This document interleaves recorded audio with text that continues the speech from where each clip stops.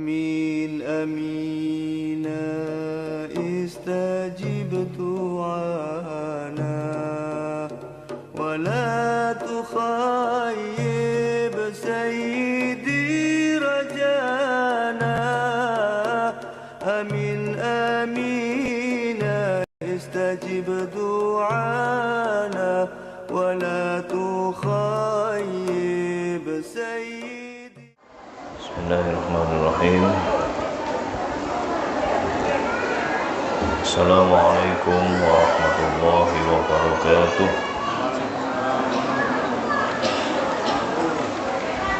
Bismillahirrahmanirrahim. Alhamdulillahi rabbil alamin. Wa bihi nasta'inu ala umuri dunya waddin. Al-qail fi kitabihil karim. A'udzu billahi minasyaitonir rajim. Falawla nafaru min kulli firqatin minhum ta'ifatun liyatafaqahu fid-din. Al-ayah. Asyhadu an la ilaha illallah wahdahu la syarika lah wa asyhadu anna sayyidana wa maulana Muhammadan abduhu wa rasuluhu la nabiyya ba'dah. Allahumma shalli wa sallim wa barik alaihi. Al-qail fima utiya min jawami'il kalim. Man yuridillahu bihi khairan yufaqihu fid-din. Muttafaqun alaih. Wa ala alihi wa ashabihi wa tabi'in wa tabi'i tabi'in wa man tabi'ahum bi ihsanin ila yaumil. Wa ba'du, rabbi shrah li sadri wa yassir li amri wahlul 'uqdatam min lisani yafqahu qawli. Rabbi zidna ilman nafi'an warzuqna fahman thayyiban. Rabbi yassir lana umurana wa la tu'assir 'alaina. Rabbi talim 'alaina bil khair. Allahumma alhimna ilman nafqahu bihi وأكرمنا منك بنور الفهم وأخرجنا من ظلمات الوهم وارزقنا فهم نبينا وحفظ المرسلين وإلهام الملائكة المقربين برحمتك يا أرحم الراحمين آمين يا رب العالمين. Hadirin yang dirahmati Allah,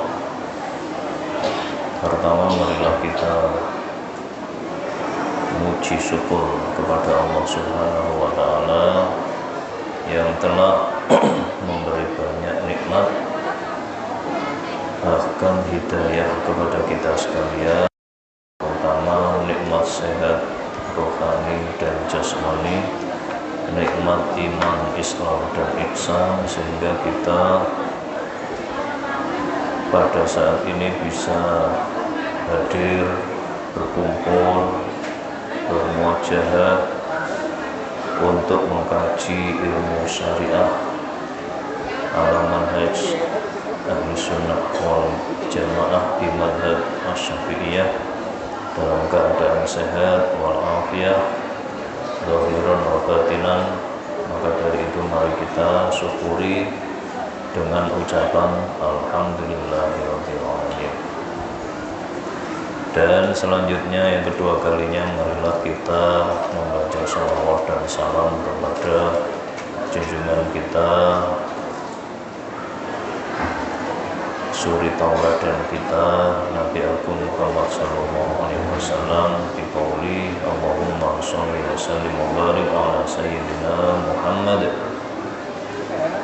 yang mana beliau sangat berjasa kepada kita sekalian untuk memimpin umat ke jalan yang diridhai oleh Allah Subhanahu wa Ta'ala dengan cara menyampaikan wahyu yang diterimanya dari Allah Subhanahu wa Ta'ala tanpa ada yang disembunyikan satupun, dan hal itu diwarisi oleh para ulama hingga sampailah kepada kita sekalian, salah satunya sampai kepada kita dengan lantaran tulisan kitab seperti ini,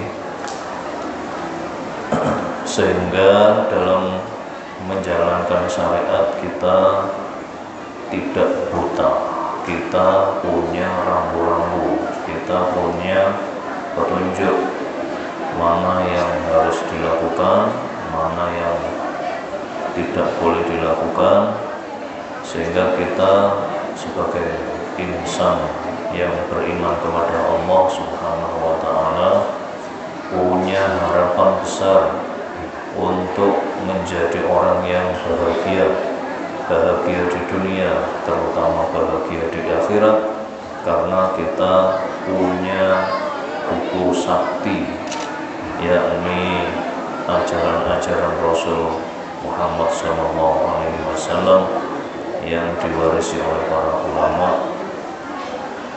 salafus sholihin hingga ulama khalaf dan sampai kepada kita sekalian. Marilah ini kita syukuri dengan cara memperbanyak bacaan sholawat kepada Nabi.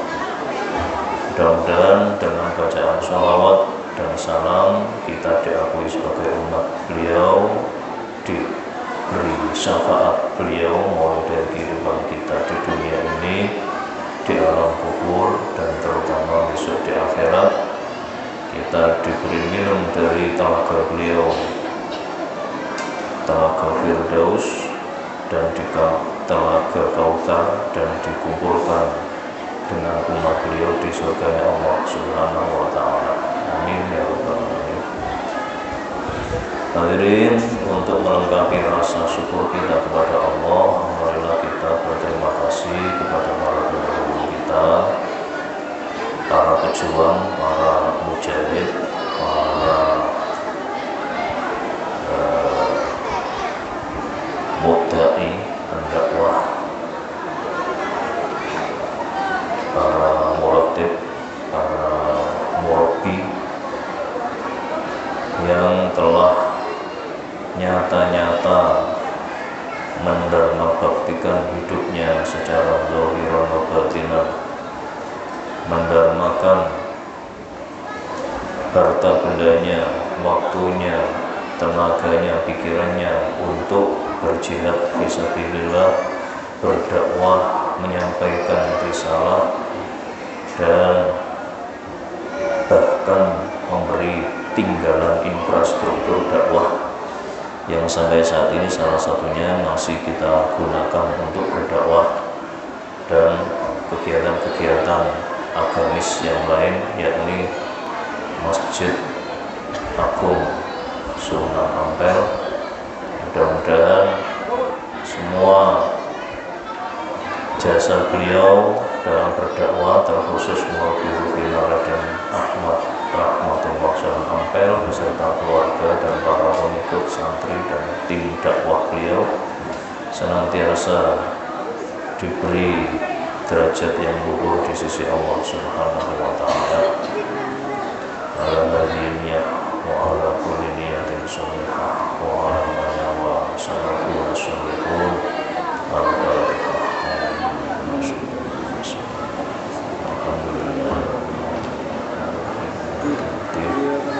Iyyaka na'budu wa iyyaka nasta'in ihdinas siratal mustaqim siratal ladzina an'amta 'alaihim.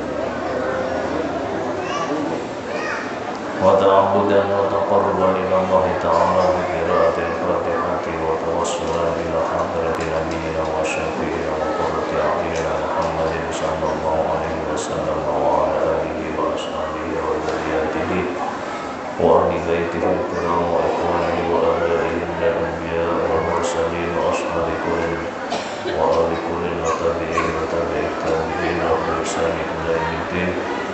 Lahumul Fatihah. A'udzu billahi minasy syaithanir rajim. Bismillahirrahmanirrahim. Alhamdulillahi rabbil alamin arrahmanir rahim maliki yaumiddin. Iyyaka na'budu wa iyyaka nasta'in ihdinas siratal mustaqim siratal ladzina an'amta 'alaihim ghairil maghdubi 'alaihim waladdallin. Amin. Kama ila jami'i malaikatillah inna maqamal malaikatil ardi was samawat, khususan li jami'i malaikatillah minal malaikatil muqarrabin wa amanatil aras, khususan li sayyidina Jibril wa sayyidina Mikail wa sayyidina Israil wa sayyidina Israfil. Lahumul Fatihah. A'udzu billahi minasy syaithanir rajim. Bismillahirrahmanirrahim. Alhamdulillahi rabbil alamin arrahmanir rahim maliki yaumiddin. Iyyaka na'budu wa iyyaka nasta'in ihdinas siratal mustaqim siratal ladzina an'amta إلى جميع أرواح أولياء الله خصوصا أولياء جزيرتنا Nusantara wabil khusus di أولياء التسعة خصوصا هدية لجميع أرواح أولياء من السادة الأولياء وجميع أولياء المؤسسين الطريقة المعتبرة وإلى جميع أرواح المؤسسين الجمعيات كالركع الإسلامية والتربية الإسلامية والدعوة الإسلامية خصوصا لجمعية نهضة العلماء لهم الفاتحة. أعوذ بالله من الشيطان الرجيم بسم الله الرحمن الرحيم الحمد لله رب العالمين الرحمن الرحيم مالك يوم الدين إياك نعبد وإياك نستعين اهدنا الصراط المستقيم صراط الذين أنعمت عليهم غير المغضوب عليهم ولا الضالين آمين. ثم إلى جميع أرواح علماء الله خصوصا من جميع أرواح أئمة المجتهدين ومقلدين في الدين من الأئمة المذاهب وأصحابهم وبالخصوص لإمامنا الشافعي وأصحابه ونخص خصوصا لروح من ألف هذا الكتاب Syekh Abi Suja وشرحه Dr. Mustafa Abdullah جميع أرواح من سلك مسالكهم من مسالك التربية الإسلامية والدعوة الإسلامية والجهاد في سبيل الله لهم الفاتحة. أعوذ بالله من الشيطان الرجيم بسم الله الرحمن الرحيم الحمد لله رب العالمين الرحمن الرحيم مالك يوم الدين إياك نعبد وإياك نستعين اهدنا الصراط المستقيم صراط الذين أنعمت عليهم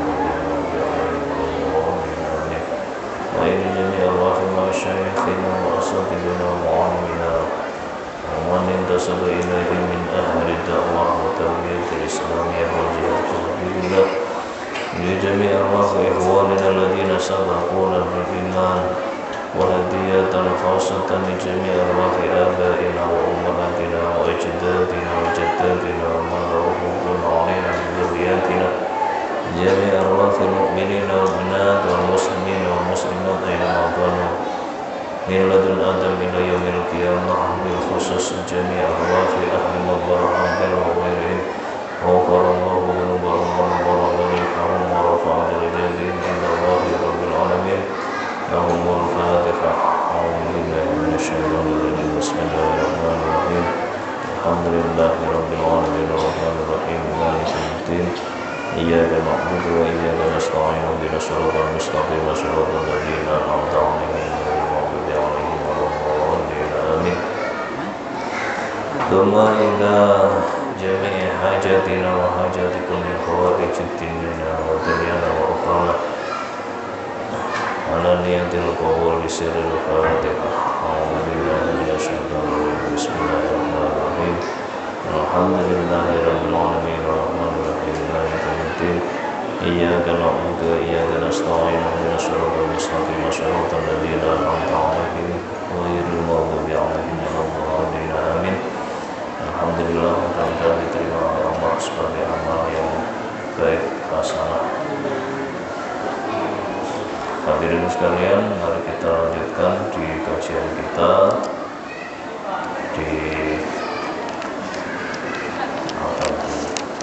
Kitabu As-Sayd wal Dhabaih, dan kemarin kita sudah menginjak pada fasal udhiyah, ya, kurban, yang hukumnya apa? Sunnah muakkad. Bismillahirrahmanirrahim. Qala mu'allif rahimahullahu ta'ala wa nafa'ana bihi wa bi ulumihi wa asrarihi wa barakatihi fid dharain amin. Wa yujzi'u fiha al-jada'u min ad-dha'ni. Sudah ya? Sudah ya.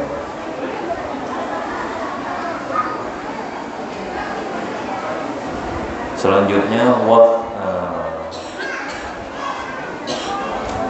ayo diawali dari di sini aja. Wa yujzi'u fiha al-jada'u min ad-dhani wat-thaniyu min al-ma'zi wat-thaniyu min al-ibili wat-thaniyu min al-baqari. Yang bisa dijadikan hewan kurban adalah kambing domba yang umur 1 tahun dan sudah menginjak 2 tahun gitu ya. Atau kambing kacangan yang sudah berusia 2 tahun menginjak ke 3 tahun, atau onta yang berusia 2 tahun menginjak 3 tahun, atau sapi yang berusia 2 tahun menginjak umur yang ketiga. Itu semua bisa dijadikan untuk korban atau yang menyamai dengan sapi kerbau.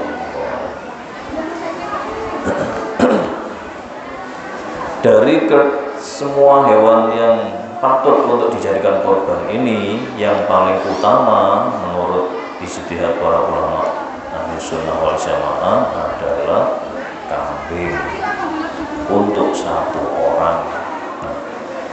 Itu menurut ijtihad ulama. Karena di dalam hadis Nabi itu pernah berkorban 2 kambing gibas yang besar, yang bulunya itu putih bercampur dengan coklat, tidak putih polos, tapi untuk lebih utamanya yang putih polos, yang lebih utamanya. Terus kambing itu dikebiri, kambing yang disembelih oleh Nabi korban itu, sehingga badannya besar, gemuk, dan itu oleh Nabi dijadikan korban untuk beliau yang 1 dan yang lainnya untuk umat beliau. Gitu ya. Dan ini hanya Nabi, karena yang punya umat kan cuma Nabi, kita nggak punya umat ya. Jadi yang diambil oleh para ulama ya untuk beliau itu 1 kambing itu. Dan itulah korban yang paling utama, 1 kambing 1 orang. Tapi umpama menyembelih onta juga tidak apa-apa, dan onta itu bisa digunakan untuk korban 7 orang, dan begitu juga sapi, begitu juga kerbau.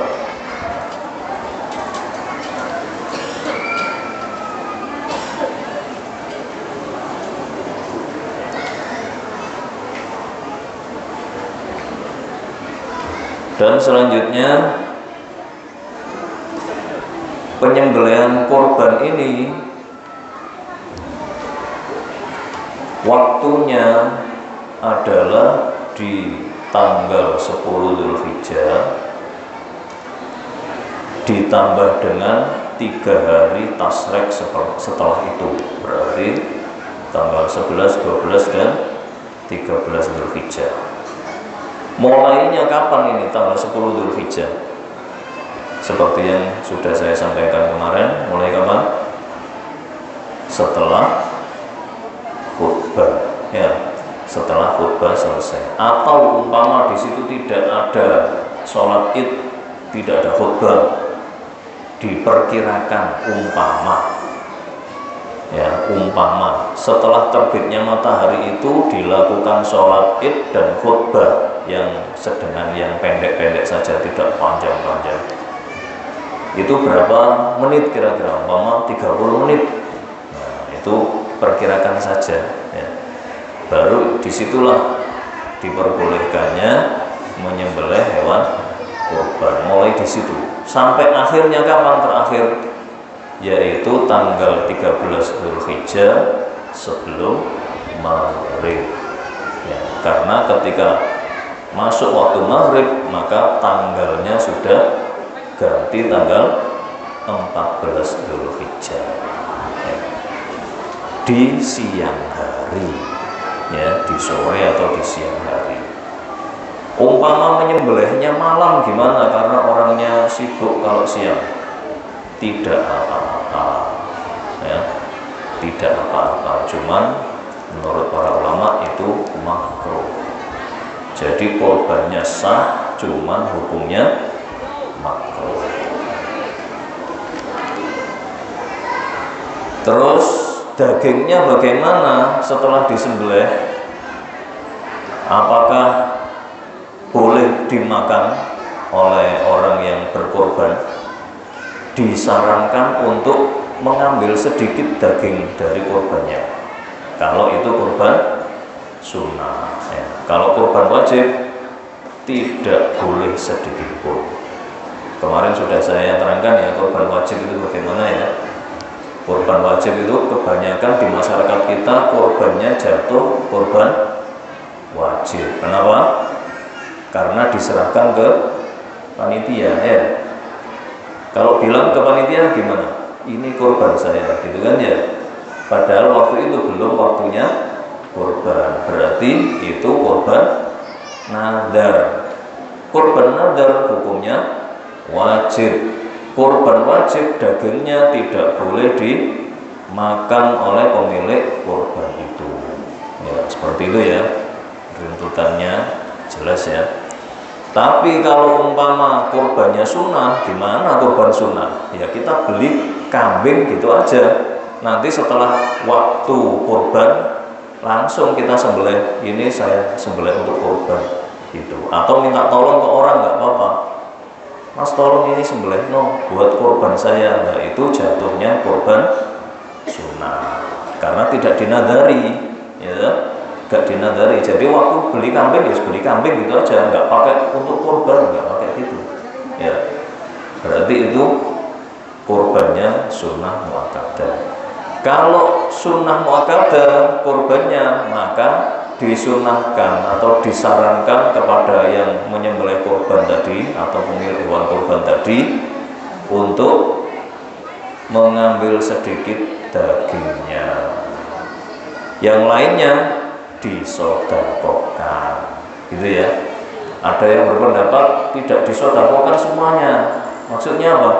Kalau sodakoh itu kepada orang fakir miskin, ya. Tapi kalau umpama diberikan ke gurunya, diberikan ke saudaranya yang kaya, diberikan kepada temannya yang kaya, itu bukan sodakoh namanya, tapi apa?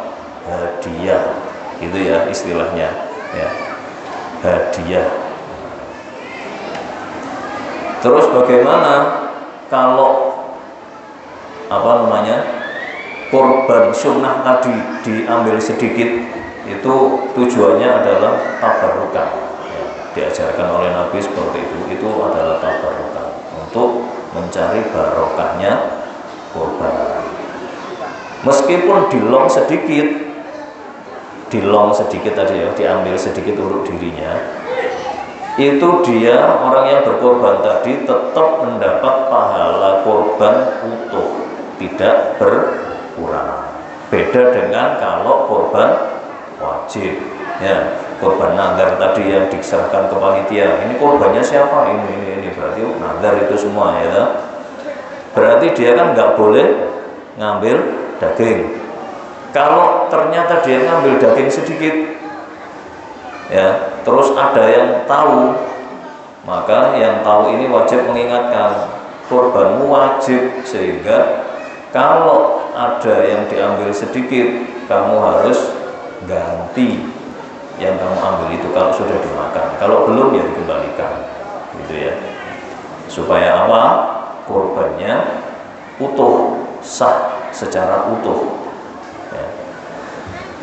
Maka dari itu kemarin saya sarankan untuk semua panitia korban itu melengkapi ilmunya tentang korban, tidak hanya sekedar panitia, ya. Kayak itu kulitnya itu kan nggak boleh untuk diserahkan ke jagalnya sebagai buruan nyembelih, kan nggak boleh, ya.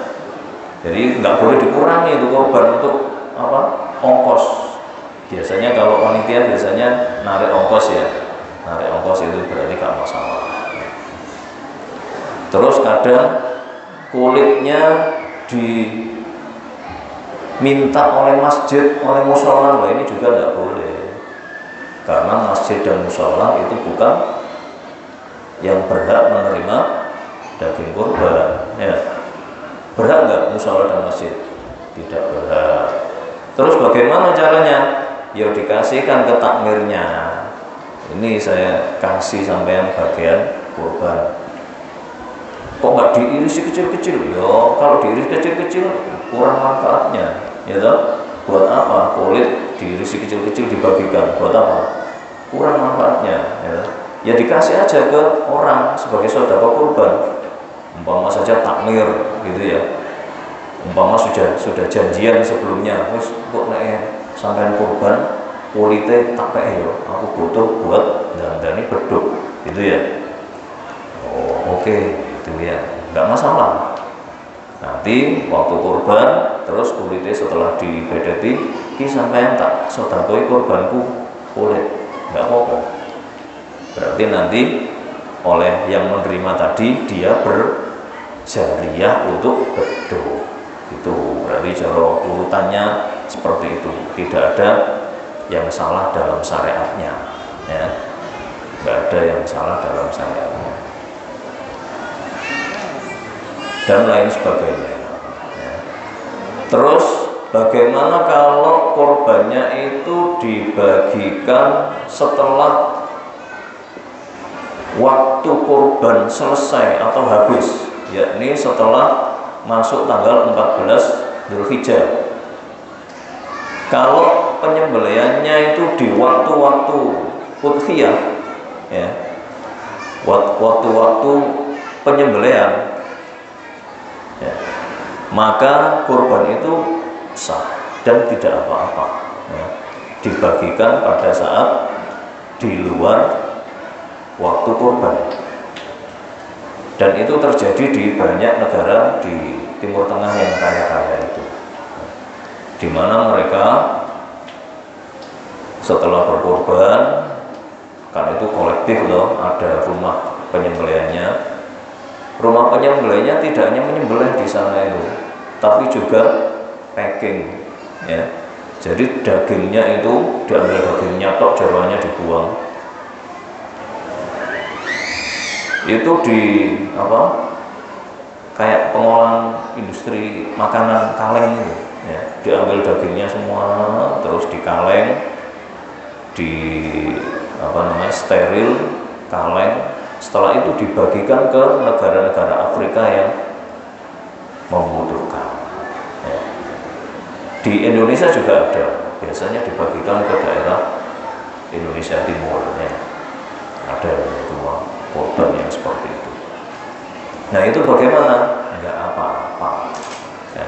Enggak apa-apa. Meskipun yang paling utama itu adalah membaginya kepada masyarakat sekitar.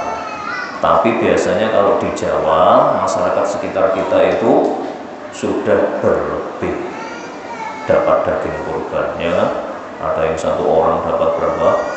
10 kilo, ya, 20 kilo. Apalagi kalau di Jakarta itu ada orang yang hobinya pemburu hewan, pemburu daging kurban. Pemburu daging kurban. Jadi dia siapkan mobil, langsung meluncur ke tempat-tempat penyembelihan kurban itu bisa dapat sampai 50 kilo, ya, untuk berburu daging kurban di Jakarta, karena di sana kan ekonominya lebih baik daripada di sini, ya. Jadi mereka itu bisa dapat daging 50 kilo dalam buruannya mencari hewan daging kurban. Di masjid ini sudah direncana, di skedul, hari ini kemana saja, hari ini kemana saja, itu sudah di skedul. Dan akhirnya hasil seperti itu. Bagaimana hukumnya? Ya nggak apa-apa, berburu itu yo sodakohnya orang, ya nggak apa-apa, karena memang dagingnya melimpah pada saat itu. sudah orang Maduranya pulang semua ke Madura ya kan, berapa juta orang di Jakarta orang Madura, tinggal orang Betawi dan orang Jawa dan suku-suku yang lain yang masih tinggal. Otomatis dagingnya melimpah ya, dagingnya melimpah. Bahkan ada orang itu yang beli karena dia tokoh masyarakat kayak Mbak Kiai atau apa gitu ya, beli khusus freezer, beli khusus freezer 2 atau 3 freezer yang untuk daging itu ya. Untuk apa itu? Nyimpen daging kurban. Loh kok buahnya segitu ya? Dia dikasih orang karena tokoh ya kan? Dikasih terus disimpan di situ, nanti disodakokan orang, nyicil gitu. Tiap hari apa dikasihkan orang, hari apa dikasihkan orang, ya nggak apa-apa kan? Seperti itu. Karena mungkin kalau dikasih pada waktu kurban itu semuanya punya daging gitu ya. Semuanya punya daging. Atau kayak di Afrika yang pernah saya lihat di YouTube itu, 1 orang 1 kambing ya dapatnya. Pernah lihat? 1 orang 1 kambing yang sudah dikuliti, jadi bawahnya nggak keresekan di sini ya, dipanggul gini 1 kambing, 1 orang 1 kambing, jadi banyak mungkin ratusan kambing bersatu gitu ya. Jadi ya seperti itu ya, karena di sana kambing murah dan mudah, nggak ada kambing di sana itu yang di retno sutek, nggak ada, semuanya apa digiring tok, digurun yang banyak makanannya itu ya. Sehingga kambing itu dalam 1 tahun bisa bertambah berlipat-lipat. Nah itu, jadi setiap daerah masing-masing caranya ya, dan itu tidak masalah. Itulah sekitaran apa namanya korban dan pernak-pernik atau serba-serbinya korban, dan itu penting ya buat kita semua supaya dalam berkorban kita melakukan sesuai tuntunan syariat. Selanjutnya waktu jaziul badanatu an sab'atin, onta badana, onta yang berusia 2 tahun menginjak 3 tahun itu bisa digunakan untuk 7 orang korbannya. Nah ini apa, umpama ada yang kritis atau mengkritik siapa saja 7 orang itu umpama gitu ya, oh ini 7 orang ini karena apa, urunan atau apa gitu ya, biasanya kan gitu ya, musola dan masjid mengadakan urunan, nanti dicatat sapi ini siapa saja, sapi ini siapa saja, si A, si B, si C, si D, ini laki-laki, ini perempuan, laki-laki, perempuan gitu ya. Terus lah nanti ini gimana ini kalau dipakai nyebrang siratal mustaqim, masa ini istrinya si A sama suaminya si C naik 1 onta atau 1 sapi ya. Itu nggak usah dipertanyakan, Allah Maha mampu mengatur semuanya ya. Ya bisa saja nanti dijadikan kambing satu-satu, atau mungkin dijadikan apa sapi satu-satu ya, terserah Allah nanti, mudah itu urusannya bagi Allah ya. Jadi jangan dirasionalisasikan ala dunia 7 orang ini bukan mahram, ini gimana nanti naiknya 1 sapi 7 orang jajar-jajar ya, nggak usah dibayangkan seperti itu. Jadi di sini pokoknya kalau berkorban sapi itu bisa digunakan untuk 7 orang. Wal baqaratu an sab'atin, sapi juga untuk 7 orang, onta untuk 7 orang, sapi 7 orang. Apalagi kalau onta bisa dinaiki berapa orang onta itu? 2 orang maksimal ya. Nah, kalau sapi masih panjang, apalagi limusin panjang, gegere panjang.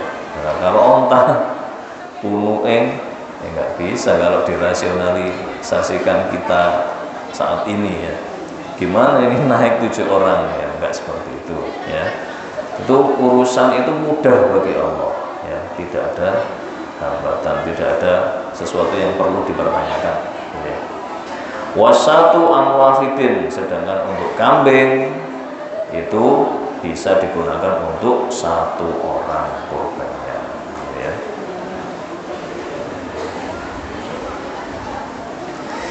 Lah kambing dan sapi dan onta ini tidak harus berkelamin jantan ya. Meskipun yang utama jantan, tapi umpama selain jantan betina itu juga tidak apa-apa ya.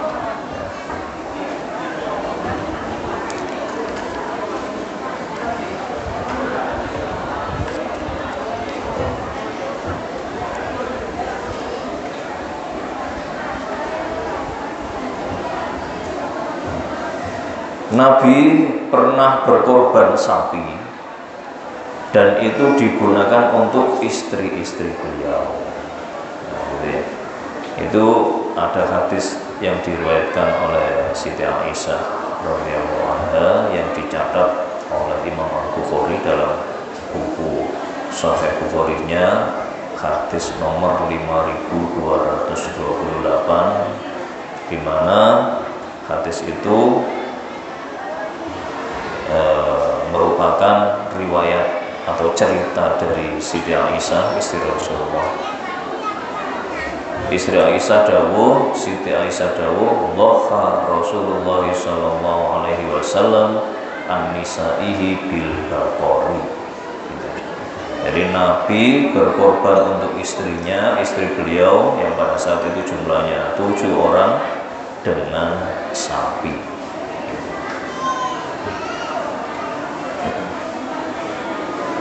Dan yang jelas kalau kita ingin yang paling afdol untuk berkorban, maka berkorbanlah kambing gibas warna putih yang sempurna bentuknya, tidak ada cacat, warna putih, gemuk, sehat ya. Nah, itulah korban yang paling sempurna. Seperti halnya korbannya siapa? Putranya Nabi Adam siapa? Habil ya. Habil, di mana Habil ini adalah seorang peternak, dan ketika diminta korban oleh Allah, disampaikan oleh Nabi Adam kepada anak-anaknya, Habil mempersembahkan kambing terbaiknya, domba terbaiknya ya. Kalau dibayangkan itu katanya dombanya itu sumunya gini ya, tapi domba bukan pedus kacang ya, bukan etawa atau apa, itu bukan kambing gunung, tapi domba kayak domba Garut gitu ya. Itu kan seperti itu ya, besar. Selanjutnya ada hewan yang tidak boleh dijadikan korban. Maksudnya hewan ini kalau dijadikan korban tidak sah. Ada 4 macam model hewan ini. Bukan kok hewan di luar kambing, sapi, bukan. Maksudnya ini hewannya ada kekurangannya secara fisik ya, karena hewan kalau secara psikis nggak diukur ya. Umpama korban hewannya gila atau apa, itu nggak diukur. Yang penting fisiknya sehat. Itu ada 4 macam, yaitu al-awra, al-arja, al-maridah, al-ajfa. Ada 4 itu, yaitu hewan yang matanya buta, baik keduanya maupun salah satunya, terus hewan yang pincang kakinya, hewan yang sakit, yang mana sakitnya itu parah gitu ya, dan hewan yang sangat kurus sampai tidak tampak ototnya atau dagingnya, tinggal tulangnya saja. Itu 4 hewan yang tidak sah untuk dijadikan hewan kurban, dan pembahasannya insya Allah kita bahas di pertemuan berikutnya. Wallahu a'lam bishawab. Mudah-mudahan bermanfaat. Alhamdulillah.